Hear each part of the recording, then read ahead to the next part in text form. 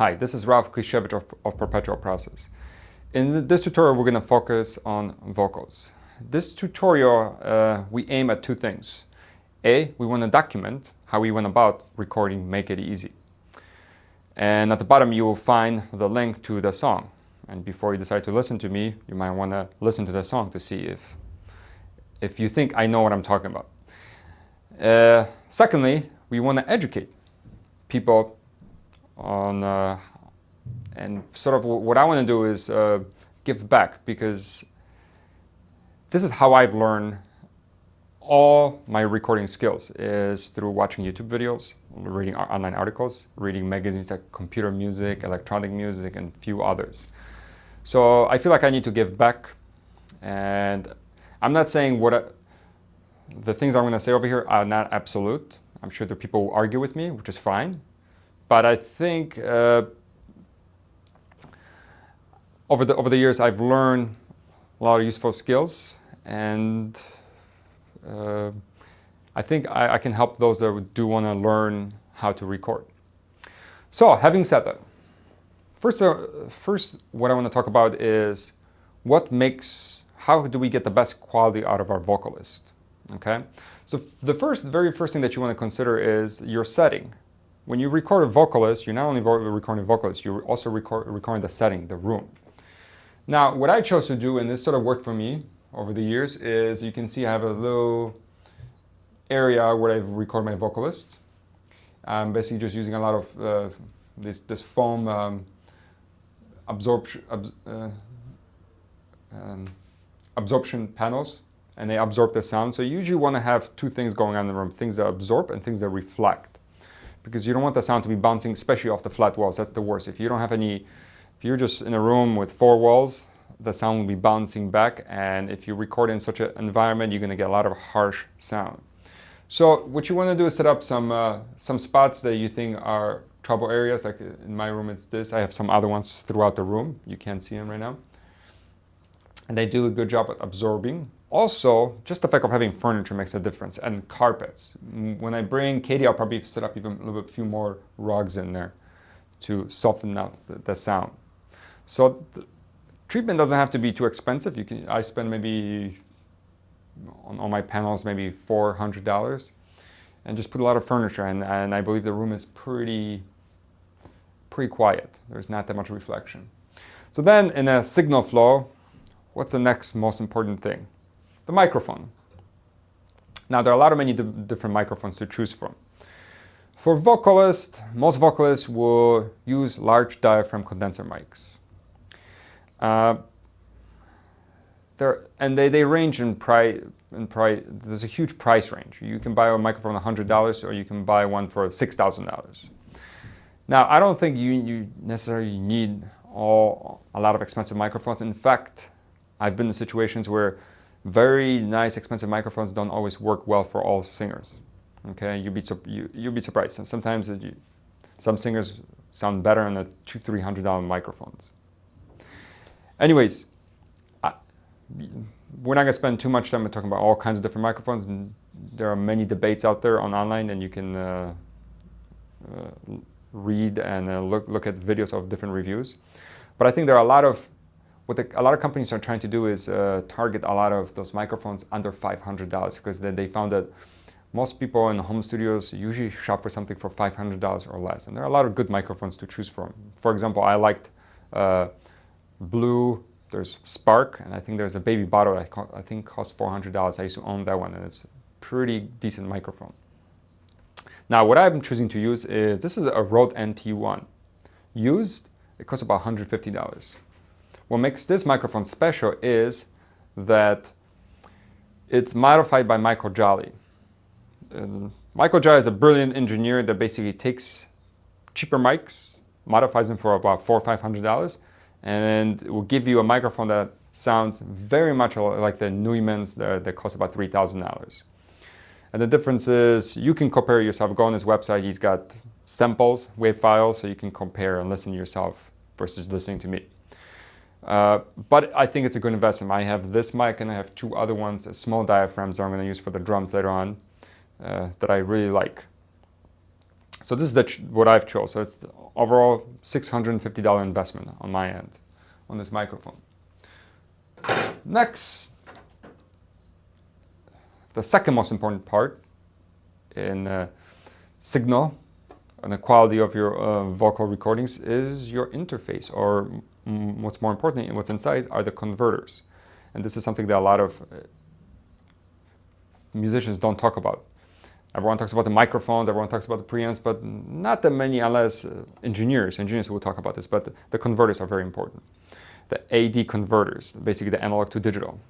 And even if you record on tape, eventually you're going to have to go back into the digital environment for editing. I don't know anybody that sits actually and cuts tape. So one way or another, you're going to have to convert your analog sound into digital. And the converters make a big difference.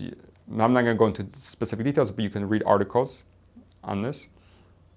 But what I'm choosing to use is RME. I'm a big fan of RME interfaces. This is UCX, and I have one under my desk that's a Fireface 800 that's got more inputs and outputs, and that's going to be useful later on once I record my drummer. But RME is one of the top-end interfaces. There's a few other ones that are really good, but it's not the best. There are some interfaces that you can buy for $10,000, $15,000, $20,000. But I think if you go with something like this, you're going to really rival anything that's top-end in the professional studios. Something from here and up, it's really splitting hair, I believe. Obviously, there are potential other arguments, but you cannot go wrong with RME, Apogee. There's a few other, I think, brands that are very, very good. They're high-end. But it does make a difference. And this does have preamps in here.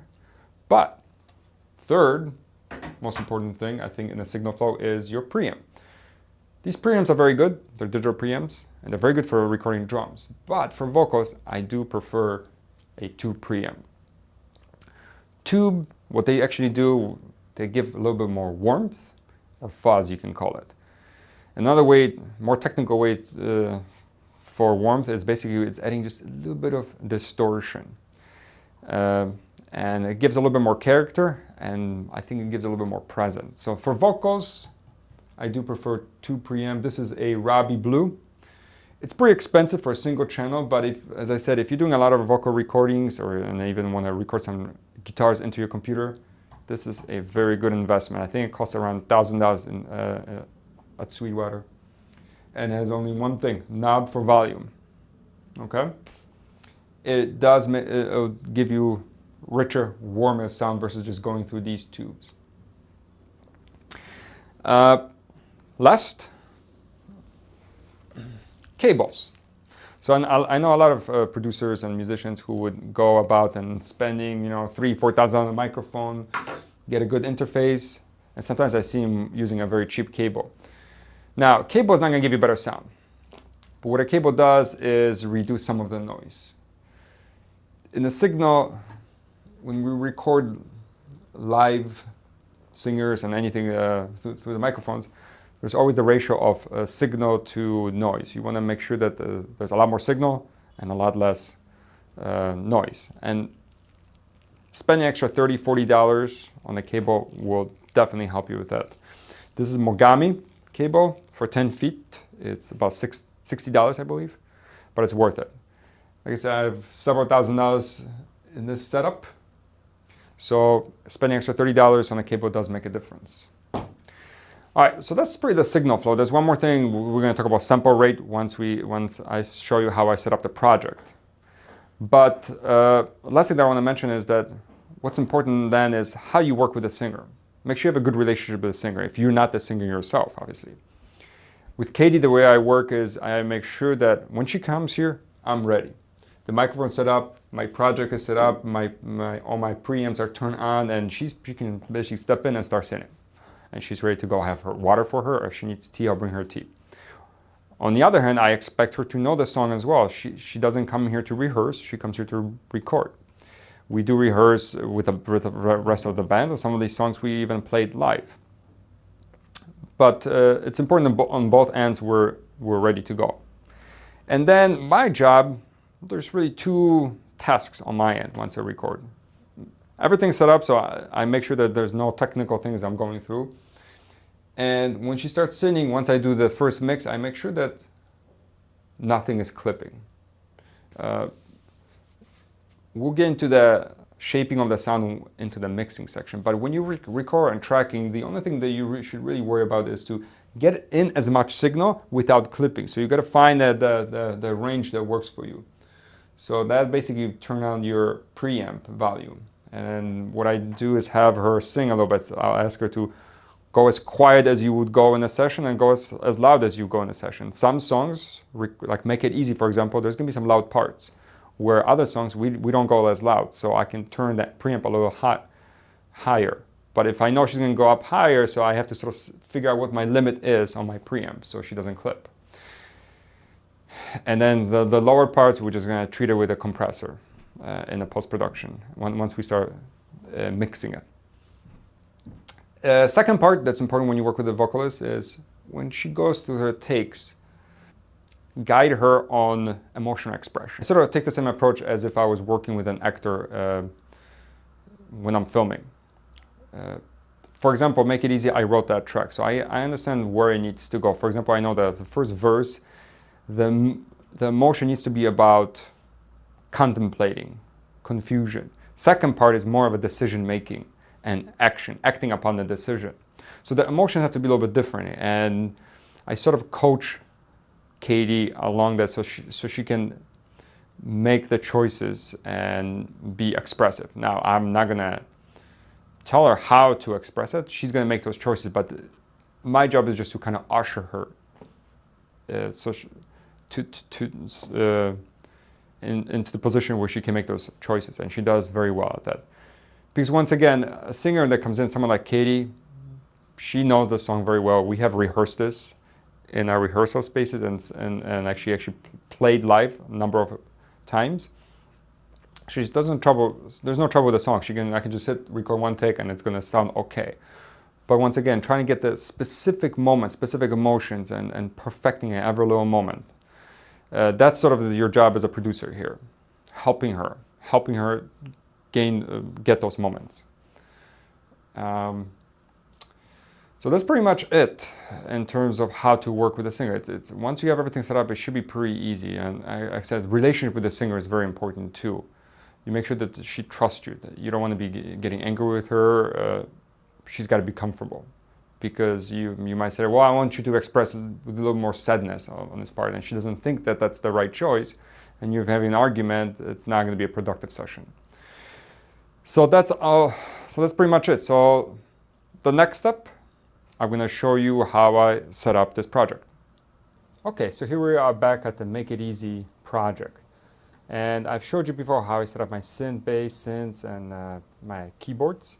But today we're going to set up the track for vocal recordings. So first thing that I want to do is right click over here, add audio track, mono. Okay. Now I want to make sure that I select the right input. So this is where I'm running my Robbie preamp right into line into my RME interface. Then all I need to do is track it. I'm sorry. And you can see there's a signal. I'm a little too close to the microphone, so I'm going to just turn off. But that's pretty much the setup. And obviously what I'll do is go back and rename this.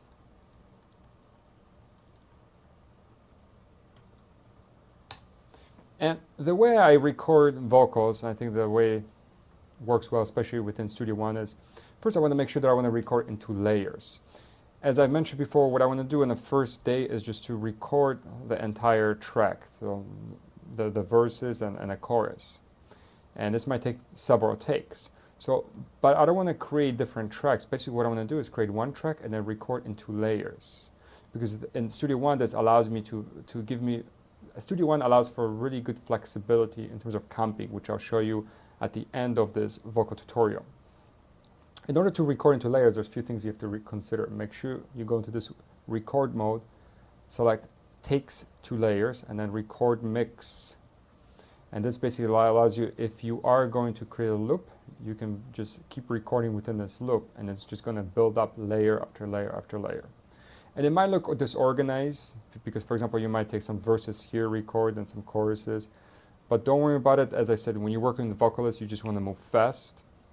And if you hear something, if you hear something that you don't like, don't edit.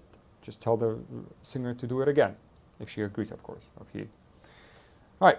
So now we talked about the signal flow, and there's one more piece of information here that relevant to quality of sound. And there's a huge debate online in terms of the sample rate. As you can see, I'm choosing to actually record a 48 kilohertz sample rate. Now, a lot of the studios will say that we have to record at 96 minimum. CD quality, by the way, is 44.1. 48 is usually used for high definition video and DVDs also. So the difference between 48 and 96, not huge. As I mentioned, what's more important is how you choose your microphone, how you choose your interface, the converters, and then preamp. And obviously, if your room is well treated, or if you have a sound booth, even better. But this, I found, does not play that much difference, especially if you have the general rule is this: if you have a very high-end interface, the converters are good enough, and they're actually designed to sound very well at 44 or 48. So the difference between 48 and 96 is going to be very small. And I've already experimented with that. I recorded different takes at 48, 44, 96, splitting hair in terms of the difference. Maybe the 96 kilohertz sample rate might be slightly more rounded. But the cost is too high to me. For example, if you record at 96, if I show you this right now, my monitor, performance monitor, if I play this track right now,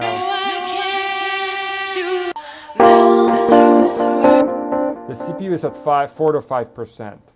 But if I were to switch this to 88 or 96, it would have jumped to 15, 16, or maybe even 17%, more than double the load on the CPU. Now, in a simple track, if you're recording, you have a couple synths and maybe vocals, that doesn't make a difference. But as I said, I want to work everything within this one project. So I'm going to have vocals, I'm going to have many layer of vocals, I'm going to have bass and drums, and I want to mix everything within the same project. So it doesn't really make a sense to me.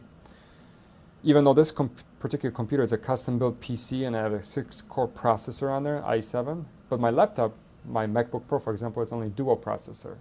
So I'm going to be using that laptop later on once I record drums and bass at a different location. So making a long story short, 48 works for me. You can read online debates about it and choose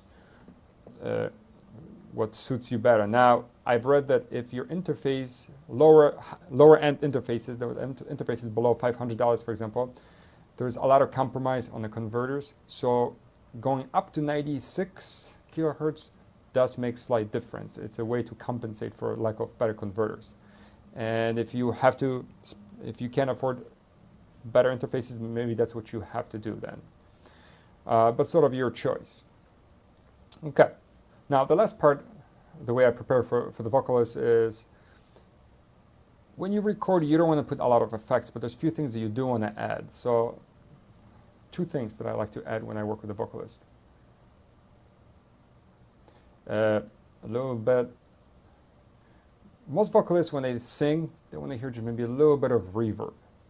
It's more pleasing to their ears. Now, if I add a reverb, something simple, make sure it doesn't load my CPU too much, I might put something very simple, maybe like whatever the default reverb setting is here in the Studio One plugin. And then add a little bit of compression. Not too much. Maybe nothing too aggressive, maybe 3:1 ratio, about around 20 decibel, extra little gain. Now, this is something I might tweak once I actually mix with the vocalist to make sure that she can hear herself better. And the compressor is sort of important when you record, and the reason is, especially in a song like this, Make It Easy has a lot of dynamics. There are some parts are not as loud, so we want to make sure that the singer is not compensating. If she can't hear herself, she's going to push the voice a little bit harder, and that's not what we want. So we add a little compressor so obviously she can hear herself, and also that she's not overwhelmed by parts that are too loud. Because that's essentially what the compressor does. It tapers off things from the top and from the bottom. Okay? So that's pretty much it. Now, next step is to bring the vocalist here and get a right mix so she can hear herself and she's comfortable with the setup. And I'm back here this time with our lead vocalist, Katie Summers. What track are we recording today? We're recording Make It Easy. Okay, so when did I send you the tracks for you to practice? So about 6 weeks ago, sent me a rough track, and I made sure I knew it inside out. Also worked out some harmonies, so come in prepared and we can just get to recording straight away. And what was on that track? As far as I remember, I think it was just instrumental with maybe a click. Just instrumental, yes. There was one mix with a click and then there was one without. Yeah, so some vocalists choose to have a click, some do not. Sometimes I might have tracks with drums already, which makes it easier. But this time around, we didn't have the drums yet. Mm-hmm. So any other pointers in terms of clothing? How should you come in to the studio? Clothing, I always like to wear loose-fitting clothing. Just loose-fitting clothing. Good, like comfortable something you would work out in, right? Maybe comfortable blouse, right? Yeah. Okay. What about any tips that you would have for somebody that comes in, a singer, in terms of eating, drinking the night before? So usually when I come into the studio, I like to be very well rested. I avoid dairy products, I avoid caffeine, avoid alcohol, and I drink as much water as I can to hydrate them vocal cords. Right, and plenty of sleep the night before, Plenty of sleep, yes. Plenty of sleep, okay.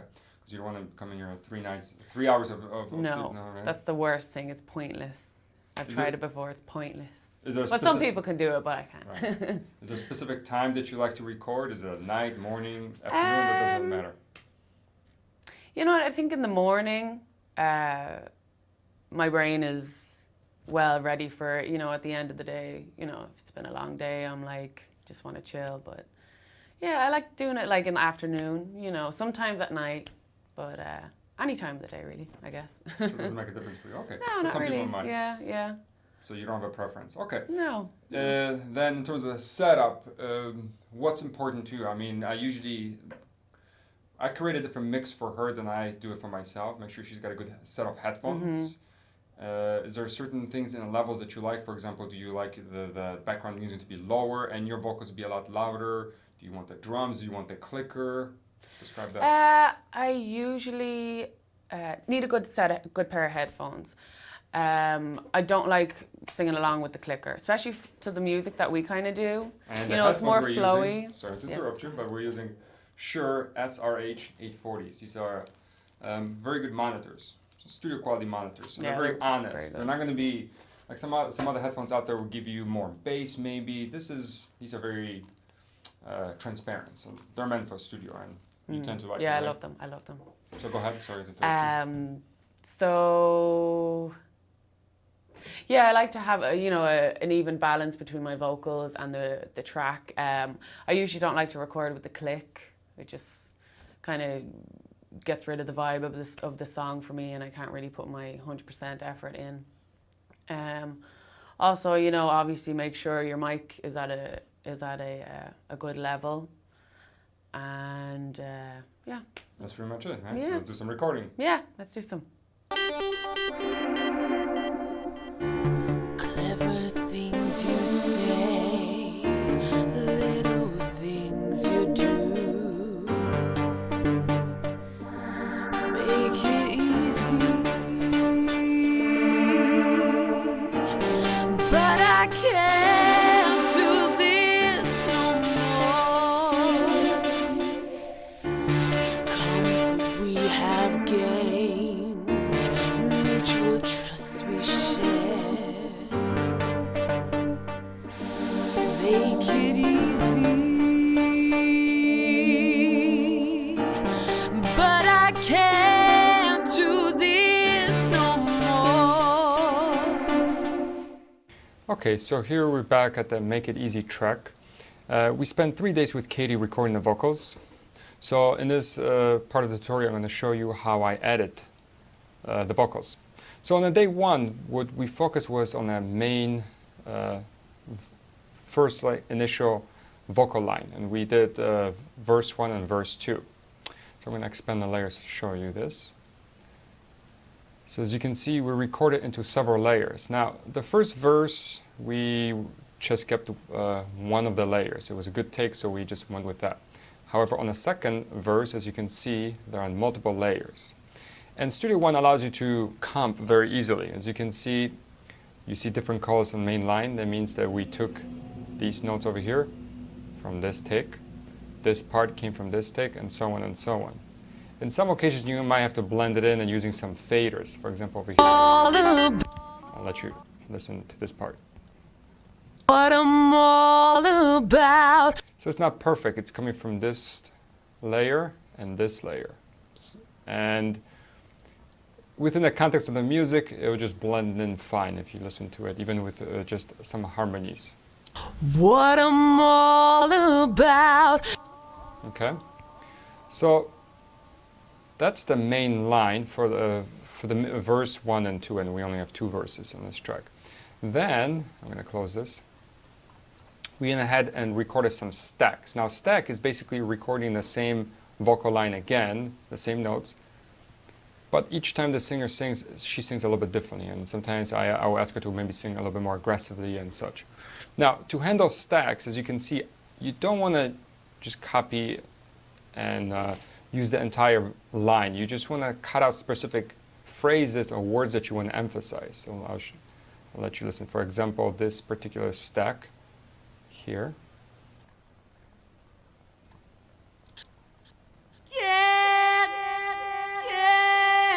We emphasize can't. Now we add this stack.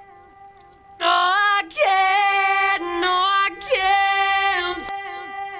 And as you can hear, I'm already messing around with some effects. Now, I'll finalize it later on in the mixing part, but for now, I'm just sort of like getting some ideas as I'm doing these edits. So now this is with the main vocal line. I can't. No, I can't do this. As you can see, it just emphasizes specific words.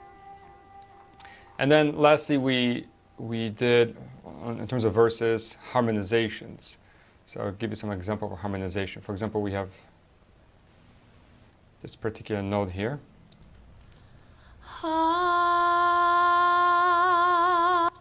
Match with this harmony. And the main line. So all together sounds like this. Break my heart. In the mixing part, I'll blend this better. For example, I might really EQ heavily these parts and really cut out some of the mid-range and low range and just keep the very top end. But I'll make that decision later on, obviously, in that mixing part. Now, we got a little bit more creative editing when it came to the chorus, because chorus has to be a little bit thicker. You can play with more parts. So I'll let you listen to it now.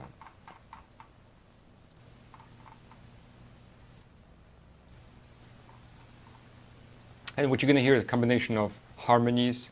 As you can see, we have 3 lines of stacking, harmonies, and the harmonies, we might actually do the notes a little bit differently. They'll come in from different points. And then sometimes I would cut up some of the parts from here and just copy and paste. But I'll let you listen. Stream of the Jump to this. and can you see how we are falling apart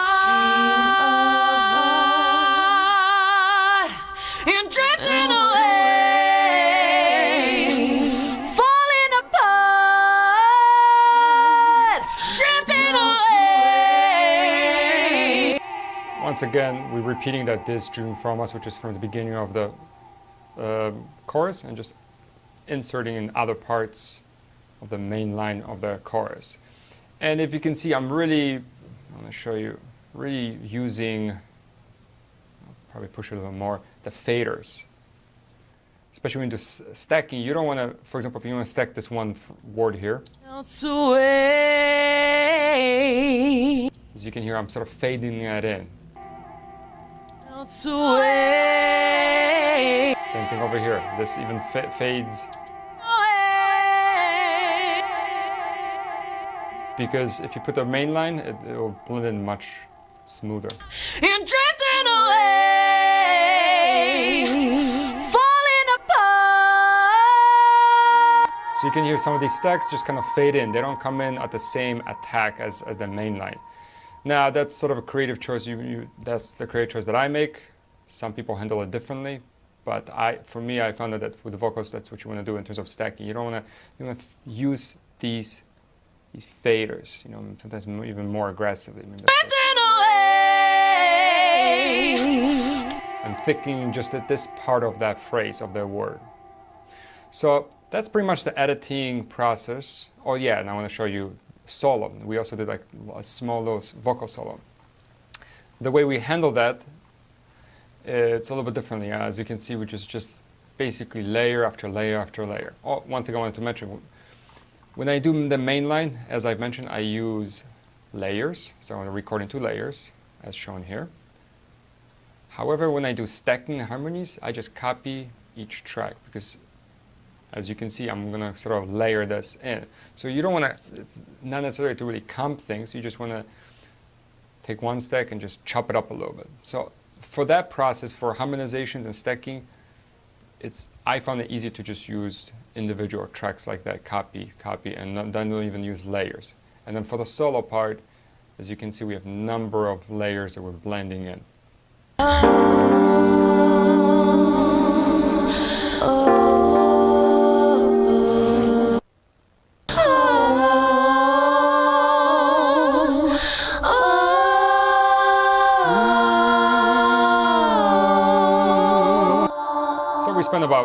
So we spent about 45 minutes, about an hour, just having fun with this layering. I think this part over here, I use Melodyne.